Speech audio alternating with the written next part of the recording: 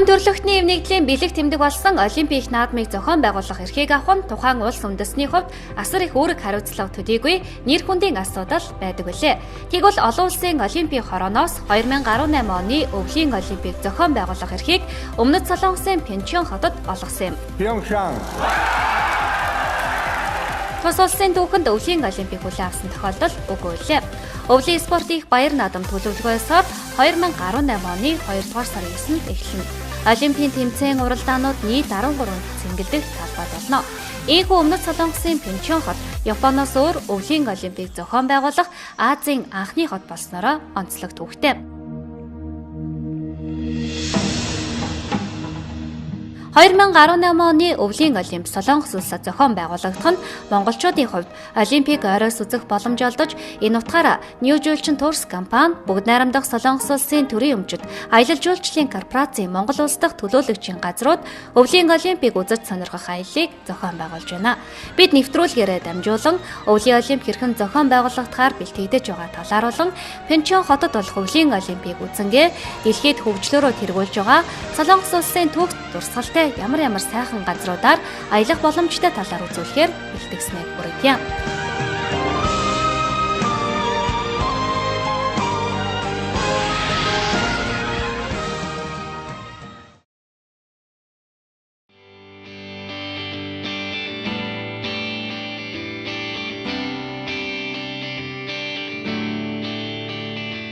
Дэлхийн өнцөг болон бүрээс ирсэн жуулчдын сонирхлыг татсан үзэсгэлэнт Намын арал, Гривийн Лааны тосын музей, байгалийн цогцлбор газарт байрлах Сорокул зэрэг олон газруудыг онцлон танилцуулж байна. Бидний аяллаа эхний газар бол 123 давхар дэлхийн 5 дахь өндөр байрлал болох Lotte World Tower байлаа. Сайн байна уу үзэгчдээ. За бид бүгд найрамдах Солонгос улсын Сөүл хотоос мэдчилж байна. За монголчуудын хамгийн их зорин очиж аялж амьдарч байдаг газар бол Солонгос улс юм. За 50 сая орчим хүн амтай. За Азиа төдийгүй дэлхийн төвчлийн хурцтаараа урлаг соёлоороо гайхагдж байгаа улс юм аа. За тэгэхээр бид бүгд найрамдах Солонгос улсын төрийн өмчөд аялал жуулчлалын корпорац болон за аялал жуулчлалаараа тэргүүлэгч New Julchin компанитай хамтран за Pyeongchang 2018 өвлийн олимпийн танилцуулгад аяллыг бид энэ удаад эхлүүлж байна. За тэгэхээр бид одоогийн яг энд ирсэн газар бол Lotte World Tower.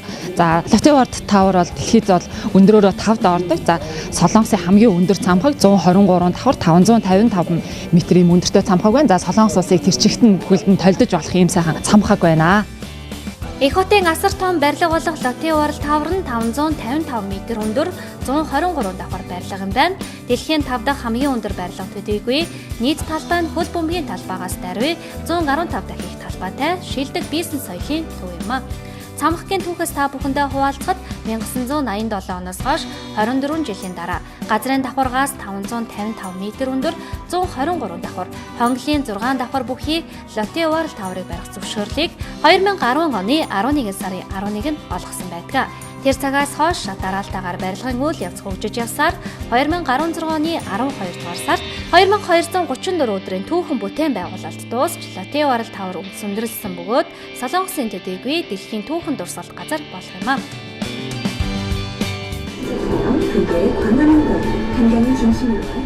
Хотыг бүхэлд нь харж болох дэлхийн хамгийн өндөр тавцсан луу, хамгийн хурдтай цахилгаан шатаар дээш өгсөн Сөүлийн үгээр хилэмгүй шөнийн үзэсгэлэг харах боломжтой нь бидний сонирхлыг эрхгүй татаж байлаа. 123 давхар энэхүү барилгын давхар бүр нь өөрийн гэсэн онцлогтой учраас заримаас нь онцлон үзэгчдэд хүргэж байгаа юм шүү. 5-7 давхар дурлаг соёл болон one stop lifestyle-ийн давхар байрлал юм байна. 14-өөс 38 давхарт Prime Office дэлхийн бизнесийн төв бөгөөд дэлхийн тэргүүлэх компаниудын бизнесийн орон зайг байрлаж байна. 42-аас 71 давхарт 1-р зэрэглэлийн 223 айлын орон сууц байрлал бол 76-аас 101-р давхарт дэлхийн шилдэг люкс зочид буудал байрлаж байна. Харин 108-аас 114-р давхарт нэр хүндтэй хүмүүст зориулсан тэргүүлэгч 7 орны шилдэг офис байгаа бол 117-оос 123-р давхарт Seoul Sky буюу дэлхийн 3 дахь топ хамгийн өндөр газар байрлаж байна. За бүгд найрамдах Солонгос улсын аялал жуулчлалын корпорацийн Монгол дахь суурин төлөөлөгчийн газар мөн аялал жуулчлалаараа тэргүүлэгч нөөцлөлчин компанитай хамтран Пyeongchang 2018 өвлийн олимпик танилцуулах аяллыг бид хийж байна. За тэгэхээр одоо бид нөөцлөлчин турс компани аяллыг хариуцсан менежертэй бас та бүхнийг уулзъя. За сайхан аялж байна уу? Сайхан аялж байна. За тэгэхээр энэ удаагийн Pyeongchang 2018 өвлийн олимпик танилцуулах аяллыг танах зохион байгуулж байгаа. Тэгэхээр энэ талаар бас ярихгүй. Манай нөөцлөлчин турс компани 8 удаагаа Монголын хөгжим дэмжигчтэй өвлийн зуны олимпик үзүүлэхээр бэлтгэж байна. Энэ удаа бүгд найрамдах Солонгос улсын Pyeongchang хотод 2 дугаар сард, эх оны 2 дугаар сард болох өвлийн олимпик Монголын хөгжим дэмжигчтэй үзүүлэхээр аяллаа маршрутаа гаргаад ингээд танилцах аяллыг явж байна.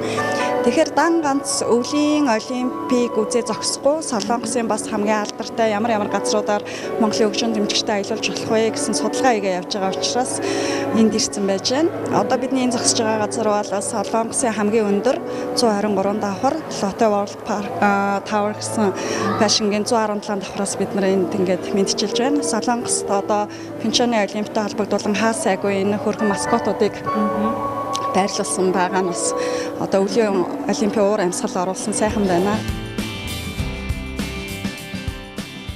Та бүхний харж байгаа амттай хоолнуудыг харуулсан энэхүү газар нь Солонгосын хоолны хөгжлийн төв юм а. Солонгосын уламжлалт хоолыг хансик гэдэг ба будаа шүл болоод бусад амтлагчуд байдаг юм байна. Хансик нь эрүүл мэндэд тустай, хор тавдараас урьдчилан сэргийлэх оч тустай. Кимчи, канжан, кучужан зэрэг нь бидний мэдих Солонгос даршилсан ногоо лээ. Солонгосын алдартай нэрийн хоолнуудад бүлгүүги, бибимбап зэрэг хоолнууд багтдаг юм байна. Хоолны хөгжлийн төвд үзэж харах зүйл ихтэй, ямар хүнсэнд ямар амин дэм хүний биед хэрэгтэй, эрдэс бодисууд хэдий хэр хэмжээтэй агуулгаддаг болохыг сонирхолтой байдлаар харуулжээ. Хүрэн сонгонд болохоор витамин B1, витамин А, кальц, витамин B2, витамин С гэд 5.6 мг гэд. Одоо чинь энэ саарл өнгө эднэртэй таарахаараа энэ дөрөв яг зохицох хоолнууд гэж юм тийм ээ. Энэ ногоон, шар гэд. За дахиад энэ Солонгос улсын түүх соёлоороо урлагийн хөгжлөөрөө дэлхийд гайхагдаж байгаа. Солонгос хүмүүсийн нэг онцлог сэтгэл хөдлөлөө дуу хөгжмөр илэрхийлдэг юм байна. Мөн Солонгосын үндэсний хувцас нь хамбуу гэдэг үзэгч та бүхэн сайн мэднэ. 100-аад жилийн өмнө солонгосчууд өдөр бүр өмсдөг байсан бол одоо баяр ёслолын өдрүүдэд өмсдөг болжээ. Жишээ нь хүүхдүүд 1 насны төрсөн өдрөөр хамбууг өмсдөг бол хурмын болоод 60 насныхаа төрсөн өдрөөр өмсдөг гинэ.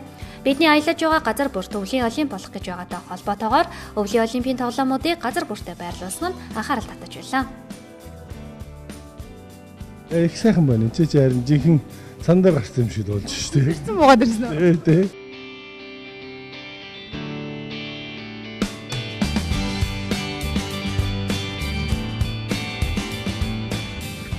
Сонинд зураг гардаггүй байсан үед Артур Мэ өөрийн гаргадаг өдөр тутмын сонин болох Лежрэлсийн нэрийг нэг нүрээ чимгэлдэг хүмүүсийг бодит биетээр нь харуулахыг таниулахыг хүссэн санаанаас үүдэн Грэмми хэмээх энэ музейс нэг санаа анх төрж байжээ. Редактор байсан Артур Мэн Хүүгэлдэн киноны зураач, театрын хувцсны загвар зохион бүтээгч, баримлж Альфред Грэминтэй гар нийлэн ажилласан ба түүний нэрээр Грэмми хэмээх музейгээ нэрлсэн төвхтэй. За тэгвэл бид явсаар Грэмми музей дээр хүрэлцэн ирлээ. За энэ музейд ирж ирснээр та бүхэн за Солонгосын алдартай дуучид, жүжигчид, за мэдээж дэлхийн ерөнхийлөгчид, за мэдээж холын үеийн алдартай жүжигчдийн бодит юм шиг хажуунаас нь хар зураг авахлах бүрэн боломжтой. Тэгэхээр за энэ яг лааны тосон хүний хийхэд 6 сар зарцуулсан гэж байна. За тэгэхээр үсийг нь бол шигтгэж хийхэд 2 сар зарцуулсан. За энэ хүмүүс яг өөрсдөө энэ бүх энэ хувцас гутал бүгднийг нь бол одоо энэ музейд ханиулсан гэж ярьж байна. За тэгэхээр яг өөрсдийнх нь биеийн хэмжээ, пропорц бүх юм нь бол яг энэ шигтгэж суулгаж өгсөн гэдгээр онцлог юм байна. Өдгөө 135 орчим жил өнгөрсөн ч бүтээн байгуулалт Европ ухаанаар дамжигдан нэр алдартай хүмүүсийг олон түмэнтэй уулзуулан өгч байна. Та энэхүү музейг үзснээр хөндлөн биширч явдаг улс төр урлаг спортын одуудын бодит мэд лааны тосон баримлыг харж үзэж сонирхон хамтдаа зураг авах боломжтой. Мөн казиноор үйл тоглоом Эйнштейн, Стив Джобстай хамт эвлүүлдэг тоглоом тоглох, лааны тосон хүн бүтээх туршилт хийх, оддын нүүр царайтай өөрийн нүрийг эвлүүлэх, хөгжим аялгау бүтээх тоглоом тоглох зэрэг аялын агшин бүрээ хөгжилтэй дурсгалд өнгөрүүлэх боломжийг бүрэн бүрдүүлж өгчээ.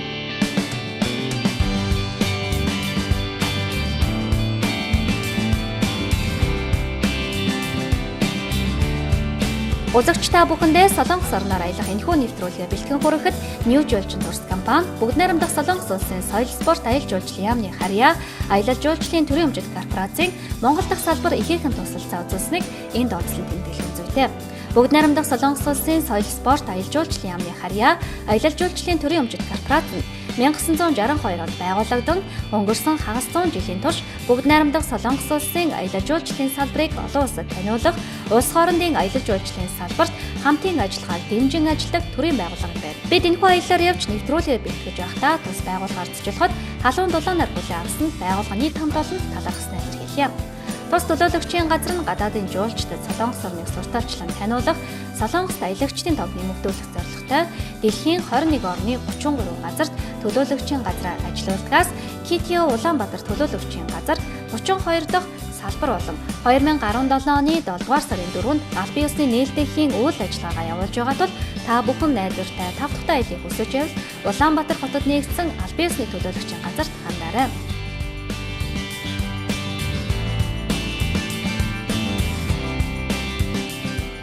Бид эндээс гараад өвлийн олимп болох газар руу аяллаа багаараа хөдөлсөн юм а. Сөүлөөс ердөө 2 цаг явж Альпиансын орох замдаа Солонгос улсад алдартай ариун сүмээр орсон юм. За үзэгчдээ бидний Солонгостойгоо аялал үргэлжилсээр Улжинсан сүм дээр хүрэлцэн ирсэн байна. За тэгэхээр Улжинсан сүм нь манай эртний 643 онд байгуулагдсан Солонгосын хамгийн ариун дагшин сүм гэдгээрээ алдартай юм байна. Тэгэхээр үзэгч та бүхэн анзаарсан бол одоо Пyeongchang 2018 Олимпийн бэлэг тэмдэг бол хаа ясан газар бол дайралдаж байна. Тэгэхээр энэ одоо жуулчдын хамгийн эрх дуртай газруудын нэг юм байна. Яагаад тэгэхээр хамгийн энерги сайтай газар гэж яригддаг юм байна. Монголсан уулын урд байрлах Улжинсан хэмээхийн сүм нь амар амгалан хараа булаан үзэгсэлэнтэй харагдана. Ариун сүмийн артал каньон гэх тунгалаг урсгал урсдаг гайхам сайхан үзэмжтэй. Улжинсан сүм нь 643 онд Сандёг хатан хааны үед буюу Силагийн хаанчлалын үед байгуулагдсан түүхтэй юм байна.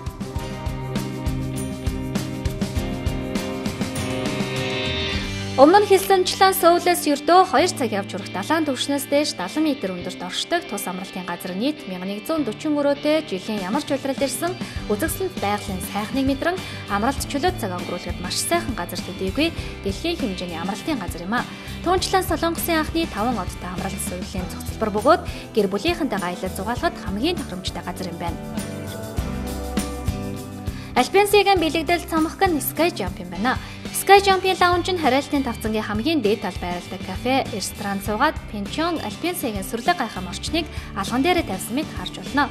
Цанаар гулгагчид болоод гэр бүлийн хүмүүс зориулсан 6 налуу газартай Альпианси цанын баазыг зөвхөн 2018 оны өвлийн олимпик зориулан барьж байгуулснаас гадна цаашид жилийн 4 улиралд ашиглаж болохоор хийж бүтээснээрээ онцлогтой.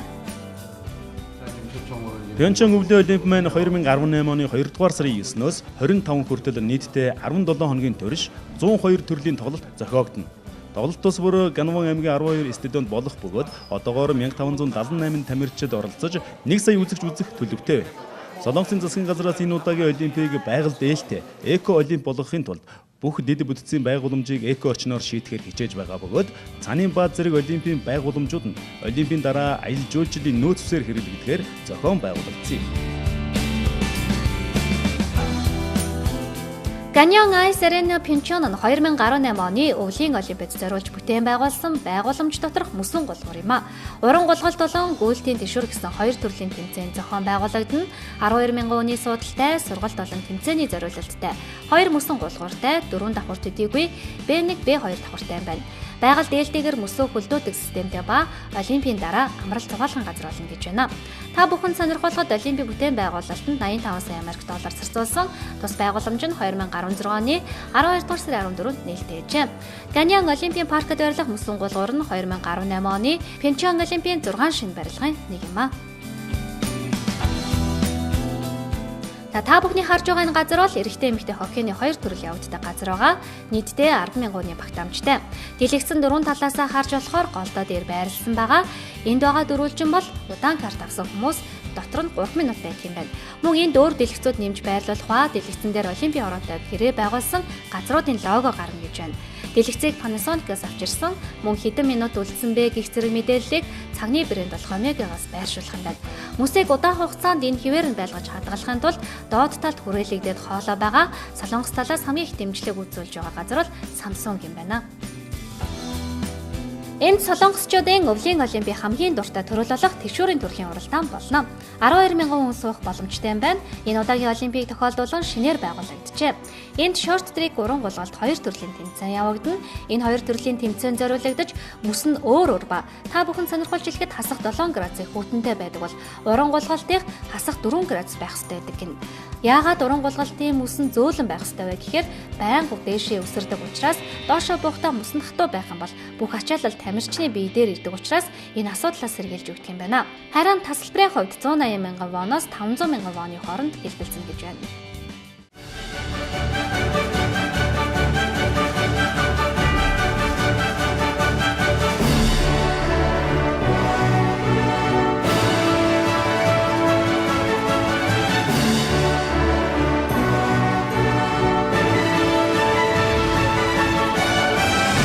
Pyeongchang 2018 New Horizons. Бидний аялалтай хамтран ажиллаж байгаа газар бол бүгд найрамдах Солонгос улсын төрийн өмчт аялал жуулчлалын корпорац байгаа. За мөн одоо аялал жуулчлалаараа тэргүүлэгч New Жуулчин төрс компани байгаамаа. Яалтчгүй одоо өвлийн олимп бусад олимпиадыг одоо ганц ирэх авсан газар бол New Жуулчин компани гэж бол ойлгож болно. Тийм ээ, манай компани одоо 8 дахь удаагийнхаа олимпиад хөгжөөн дэмжигчтэй аялуулах гэдэг ингээд бэлтгэл ажлаа хийж байна. Тэгэхээр урд урдны олимпийг үзчихсэн хөгжөөн дэмжигчид үзэгчд маань одоо манай компаниг бол аль хэдийн мэддэг болсон. Монголын нутаг дэвсгэрт цорын ганц билет борлуулах агент гэж явдаг. Хуучин бол бид нар дандаа нөгөө дан спорт арга хэмжээг үзэхээр ингэж зохион байгуулдаг байсан. Олимп үзэнгээ Солонгос орны бусад айгүй маш сайхан үзэж харж болох газруудыг оруулж энэ хөтөлбөрөөр бэлдэж байгаа. Ойрхон болж байгаа учраас бол монголчууд бол олноор ирж тамирчтай хөгжөөн дэмжих байхаа гэж бодож байна. Тэгнэ гэж бодож байгаа. Үнэхээр маш ойрхон зохион байгуулагч одоо ганцхан удаагийн нислэгээр шууд нислэл хүрээд ирэх боломжтой газар учраас монголчуудын өвлийн спортыг одоо яаж хүлээж авах вэ? Энийг өөрийнхөө улс оронд бас хэрхэн яаж хөгжүүлэх боломж байна вэ гэдгийг бас харъя гэвэл ирж үзэх шаардлагатай л гэж хэрэгтэй л гэж бодож байна. Хаслаа урлагийн парк нь урлаг болон хүн төрөлхтний нэгдэл төдийгүй үнэртэг сонсох мэдрэх зэргээр дамжуулан урлагийг ойлгоход тусална. Нийт талбайн хэмжээ 108,596 м², Sky цэцэрлэг Time талбай, Нарс модны цэцэрлэг далаа байх бөгөөд цэцэгс дүүрэн урлагийн бүтээлүүдээр чимэглэгдсэн байдаг юм байна.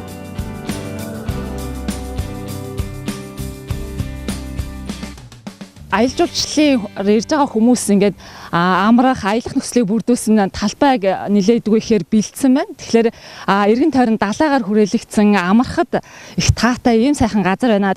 Жуулчдын сэтгэлийг татхууц амар амгалан байх. За агаар бол үнэхээр сайхан чийг үнэрсэн далайн хажууд байгаа учраас бол үнэхээр сайхан санагдлаа. Тэгэхээр та бүхэн ч гэсэн одоо Пyeongchang 2018 олимпийг үзэхээр наашаа зорж байгаа бол яг энэ урлангаар бас ирж зочлох боломжтой юм байна. Бас худалдан авалт хийх боломжтой.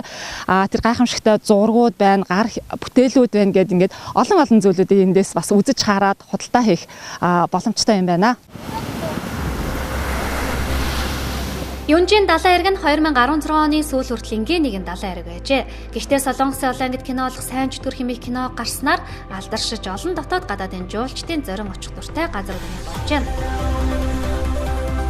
Бидний аялал үргэлжилсээр за Ганан хотын далайн эрэг дээр ирсэн байна. Тэгэхээр яг энэ далайн эрэг дээр одоо Солонгосын бас нэг алдартай киноны зураг авалтын газар, зураг авалт хийгдсэн газар юм байна. Тэгэхээр КТО байгууллагын ануу дайртайгаа уулзж байна. Тэгэхээр энд ямар киноны зураг авалт хийгдсэн юм бэ? Энд бол 2016 онд зураг авалтаа хийсэн. Түггэби, солонгосоор бол түггэби гэж хэлдэг. Монголоор бол сайн чөтгөр гэж орчуулагдсан киноны зураг авалтаа хийгдсэн байгаа. Тэгэхээр Солонгос улс аялал жуулчлалаа хөгжүүлэхийн тулд бас киноны алдарсан киноныхоо зураг авалт хийсэн газрууд дээр нэлээд хүмүүс ирдэг юм шиг санагдсан. Яг зөв. Солонгосчууд бол ерөнхийдөө киногаараа бол олон улсад ингэж тарааж хүмүүсүүдийг ингэж гадаадын жуулчтай ингэж татж байгаа. Тэгээд энэ газар ч гэсэн мөн адилхан гадаадын жуулчид бол их хэмжээгээр ирж байгаа.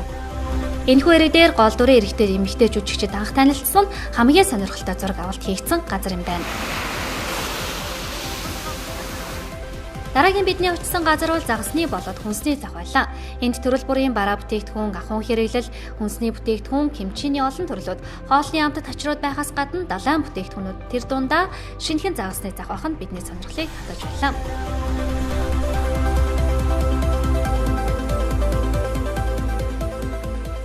Аялын хамгийн чухал газар бол яхаа аргагүй бидний амрах зочид бодол юм. Тэр ч утгаараа New Julchin Tours компани аялагчдын дунд нэр хүндтэй хамгийн хэрэгцээтэй байдаг 4 болон 5 одтой зочид бодлуудыг аялагчдаа санал болгодог. Интербургов хэмээх нэр нь Испани хэлнээс гаралтай, их тайвны цайзад амьдардаг арт түмэн гэсэн утгатай 5 одтой жуулчдын бүх дуртай хамгийн томоохон зочид бодлуудын нэг юм аа.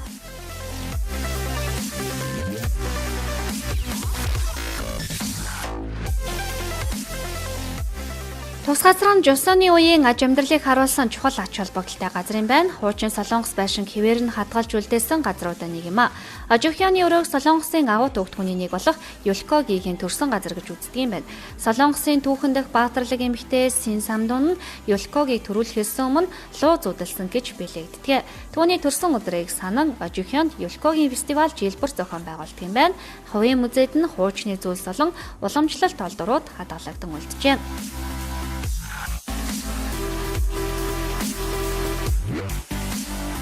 Бидний дараагийн аяллаар ирсэн газар бол Солонгосын алдартай Сорок уул юм. Тэгэхээр далайн түвшнээс 1508 метрийн өндөрт байх Сорок уул бол жуулчдын бол сэтгэлийг үнэхээр татсан байгалийн үзэсгэлэнт газар байрлагаараа онцлог юм байна. Тэгэхээр уулын оргилд гарахад одоо 50 хүний багтаамжтай тэр ард харагдаж байгаа кабелкагаар дээшээ гарах юм байна. Тэгээд тэндээсээ цаашаа 10 минут орчим алхаад яг уулынхаа оргилд хүрэх юм байна.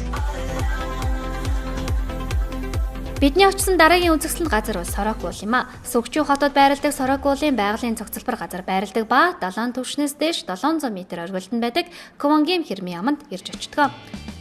Бид одоо кабель карт суусан байна. Тэгэхээр одоо 50 хүний багтаамжтай. За бидний хүрэх газар бол Квонгим хэрэм гэдэг юм байна. Далайн түвшнөөс 222 м өндөрт. За яг энэ туулах зам бол 1.2 км туулаад одоо Сорок уулын оройн наатал буюу Квонгим хэрэмдээд ирэх юм байна. За та бүхэн сонирхолтой хэлэхэд 1253 онд за монголчуудын давталгаанаас хамгаалахын тулд одоо нэг 2 худалдаач нэг шөнийн дотор энэ хэрмийг барьсан гэдэг түүхтэй юм байна. Богд ууланда ийм хийчүүд ер нь хүн салдгүй болтой байна шүү дээ. Ийм сайхан юм байна те. Жуулчд бол нилээхээр ирсэн харагдаж байна. Тэгэхээр эндээс бас байгалийнх нь одоо үзэсгэлэн бүх газрууд харагддаг, одоо хүрхрээ нь харагддаг гэж ингээл нилээ олон газруудыг дээрээс нь харж олж байна л да. Жинхэнэ уулын жинхэнэ оргил гарлаа гэсэн үг л дээ. 1501 тэгэхээр зэрэг дээр гайхамшигтай гэж харагдаж байна. Манайд ийм уул зөндөө байгаа шүү дээ. Энэ дээр иймэрхүү юу бариуд 1700 оноос хойш үйл ажиллагаагаа явуулж байгаа Квонгим цайзын оройгоос тэртээ холын эцэс төгсгөл нь үл харагдах номхон далай, улсан хад туван хуулын хүрхрээ зэрэг үзэсгэлэнт байгалыг толдон харах боломжтой бөгөөд цагаан уул цэцэгсээс эхлээд ховор нанд ургамлыг үзэж болно. За бид дээшээ өгсөөр Согчоо хотын Сорок уулын яг оргилд нь гарч ирлээ. Тэгэхээр хамт аялж байгаа аялагчдынхаа сэтгэлийг бас сонсох хэрэгтэй байх гэж бодож байна. Уулын орой хүрэх одоо зам нь айгүй хялбар учраас бас хүн тэгж уулын орой дээр ингэж мацаж удаан хугацаа зарцуулахгүй шууд гараад ирж байгаа болохоос их айтайхан тийм гой зохион байгуулалт байсан. Энд бол одоо нөгөө 8 настай болчраас 80 настай ахмадууд хүртэл энэ гараад ирэх тийм боломжтойгоор замын засч дээс нь гаргасан байна. Хүнд ямар ч тийм ачаал өгөхгүйгээр дээшээ гараад өгөх боломжтой юм байна. Манай Монголд бол хүмүүс ярьдаг шүү дээ хамгийн өндөрлөгдөр гар зээж өөрийнхөө хямрыг сэргийнэ гэж. Яг тэрнтэй адилхан ингээд солонгосчууд бол энэсээ гарч ирж энэчээс өөрсдөө одоо тэгж таашаал авч байдаг нь үнэхээр харагдаж байна.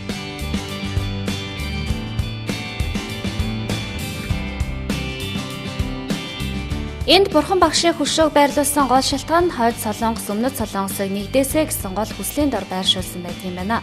Энэ бурхан багшийн хөшөө нь та бүхэндээ сонирхолж дуулахад 18 м өндөртэй хүрлээр хийгдсэн 1997 онд байгуулагдсан юм байна.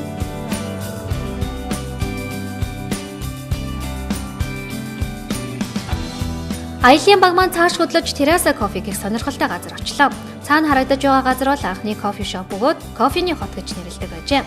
2002 онд үйлдвэрээ өөрсдөө байгуулснаас хойш кофеийн дуртай хүмүүс амралтын өдрөөр мөн ажлын өдрүүдэд ч зориулж кофе авах дуртай болсон гин.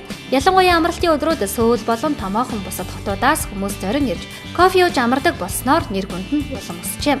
Энд кофе хуурдаг, түүхий идэ хадгалдаг, мөн олон нийтэд худалдаалдаг 3 төрлийн газар байдаг юм байна. Ханок тосгоны дизайныг дур зоргоороо шийддэггүй юм байна. Натурал байхыг илүүд үздэг. Байгаль дээлтэй зогсцгууцаар байрдаг, дээвэр дээрхий уулзалан сүлжээс нь уул нурууны дүрсийг илтгэдэг гэж байна. Ганьон гожиг хануг тосгон, ханугн тосгоны байгаль дээлтэй онцлог шинжийг тусгахыг зорин бүтээн байгуулсан. Хэдийгээр гоёл чимэглэл төдийлөн байхгүй боловч энэ нь энгийн бөгөөд цэвэр ариун байдлыг илтгэж байгаа гинэ. Түүнчлэн тосгоны дагуу хус тарьсан байгаа нь бие болоод сэтгэлийн амар амгалан танд өгөх юм байна. Дэлхийн өнцөг булан бүрээс ирсэн жуулчдад ханукийн уламжлал болон соёлыг танилцуулах чухал газар юм байна. Бид өчтөр орой аялсаар одоо ханаг тосгонд ирж буудалсан байгаа. За та бүхэн харж байгаа бол ханаг тосгоны хэв маяг эртний одоо уламжлалаа хадгалсан хэлбэрээр зочид буудал хэлбэрээр одоо энд байдаг юм байна. Тэгэхээр нөөжөлчин турс компанийн хувьд ч гэсэн одоо энэ хүмүүс аялагчид амарж байгаа ая тухыг бас бодолцож одоо зочид буудалтаа бол бас гайгүй зэрэглэлийг авдаг байхаа гэж бодож байна. Аялагчдын хувьд бол 3-4 оттой зочид буудлаас ирнэ дээшээ зэрэглэлийн зочид буудлыг санал болгодог. Гэхдээ нэгэн Солонгос ирж аялж байгаа хүмүүсийн хувьд бол энэ одоо ийм байшин зочид буудал байрлаж үзвэл бас яг Солонгосын амьдралын хэв маягийг өөрийн биеэр бас ингэж амьдрдаг байсан юм байна шүү гэж мэдэх бас айгүй боломжтой юм байна. Хүний яг одоо нөгөө зочид буудал байрлаж байгаа хүний хэрэгцээтэй бүх юм байна. Тэгэхээр шампунь, савн, цайц тэгэл телевизч байна. Тэгэл Wi-Fi ингээд ерөөсөө хэрэгцээтэй бүх юм байгаа учраас энд заавал тийм эртний гэсэн тийм тодтголтойгоор бас хэлэхэд зүгээр уламжлаа хадгалсан сон зочид буудал, байшин зочид буудал гэж хэлээд илүү зохимжтой л юм.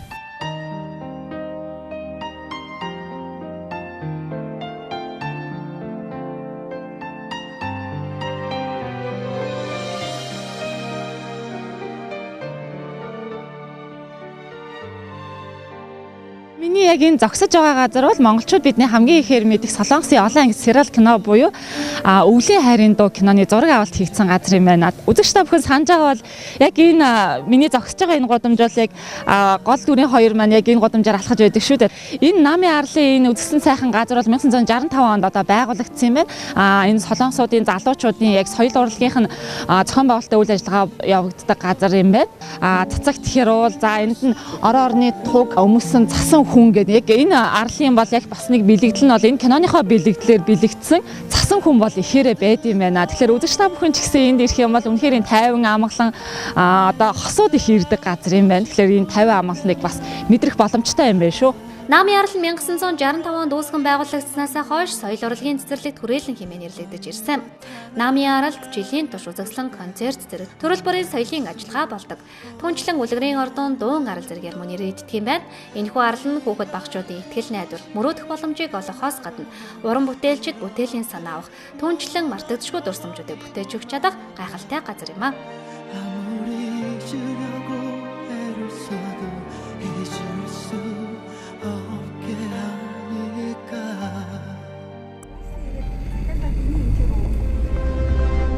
Hyundai Motor Studio нь машиныг туршиж үзэх зориулалттайгаар байгуулагдсан хамгийн анхны брэнд туршилтын гэрч юм. Машин гэсэн утгыг агуулсан мотор ба шинэ соёлын санаачлаг гэсэн утгыг агуулсан студ гэсэн хоёр үгээр дамжуулан машины үйлдвэрлэлийн өнөөгийн байдал ба сүүлийн үеийн машины соёлыг тань мэдэх боломжийг бүрдүүлжээ. Нэгдүгээр давхартаа машин гэдэг нь тээврийн хэрэгсэл гэдэг ухагтгуунаас даван соёл урлагийн үзүүлэн болгохыг харуулж өгсөн байна. Харин хоёрдугаар давхартаа автономын сан байрладаг ба номын санд нийтдээ 4000 орчим ном байдаг бөгөөд бусад газраас олж унших боломжгүй ховор нэмдэн номч байдаг тул зорин эрхжүүлчид их байдаг гинэ. Барилгын 3-аас 5 давхарт Hyundai машины өнөө хүртэл хийж ирсэн бүтээлч сэтгэлгээ ба туршилтыг харж болох мэргэжлийн түвшний галерей байдаг юм байна. Эндээс машины сүүлийн үеийн олон төрлийн хэв загварыг та харж байна.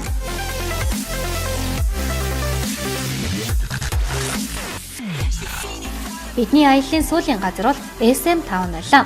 SM Town бол нэр алдартай хүмүүстэй уулзахад зориулсан хамгийн гайхалтай бөгөөд шинэлэг газар юм. Хоёрдугаар давхарт олонний танил хүмүүсийн дэлгүүр, алдартнуудын төрөл бүрийн лого болон зурагтай гол бүтээгдэхүүнийг санал болгон ирсэн зочдтой үзүүлдэг юм байна. Техник технологийн хөгжлийг ашиглан та бүхэнд алдартнуудын хэв маяг стилийг өдөр тутмынхаа амьдралд нэвтрүүлэх боломжийг олгожээ. Харин 3 дугаар давхарт дуу бичлэгийн студ, фото студ байдаг ба мэргэжлийн гэрэл зурагч нь таны хүссэн зургийг дарж өгч үйлчилдэг. Мэдээж аялаж амарч зугаалж яваа хэн бүхэнд SM Town-ы кафе ихээхэн таалагдах баха. SM Town 7 хоног бүр шалгаруулалт болдог ба K-pop оддын ертөнцид урлаг соёлын шинэ од болон гялалзах хүсэлтэй олон залуус өөрсдөө шалгуулж сорхоор ирсэн байдгийн байна. Ийхүү бидний аялын өдөр бүр маш сонирхолтой өнгөрч олон сайхан дурсамжийг хадгалжуулдан нэг л мэдхэд нутгийн зүг буцах цаг болжээ. Харин нэвтрүүлгийнхаа төгсгөл та бүхнийг Олимпийн наадмыг үзээд зогсохгүй. Нэвтрүүлгийн туршид бидний аялсан Солонгосын сайхан газруудаар аялахыг хүсвэл Олимпийн наадмын албан ёсны агент New Julchin Tours компани болон KTO Улаанбаатар бүгд найрамдах Солонгос улсын аялал жуулчлалын төрийн өмчт корпорацийн Монгол улс дахь төлөөлөгчийн газарт хандаарай гэж зөвлөж байна.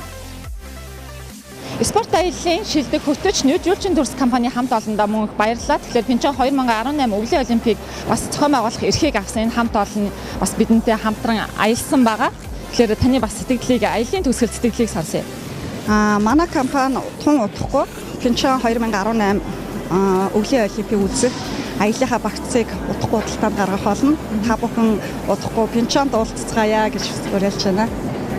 Тэгэхээр дэлхийгээр аялах таны мөрөөдлийг бид биелүүлэн өрөөтэй New Julchin Tours компани хамт олонтой та бүхэн аялахыг хүсвэл Пьончан 2018 өвлийн олимпийг зохиохыг хүсвэл мэдээж бидэнтэй бас нэгдээрэй гэж хүсмээр байна. Ингээд энэ удаагийн аялал нэвтрүүлэг энэ хүрээд өндөрлөж байна.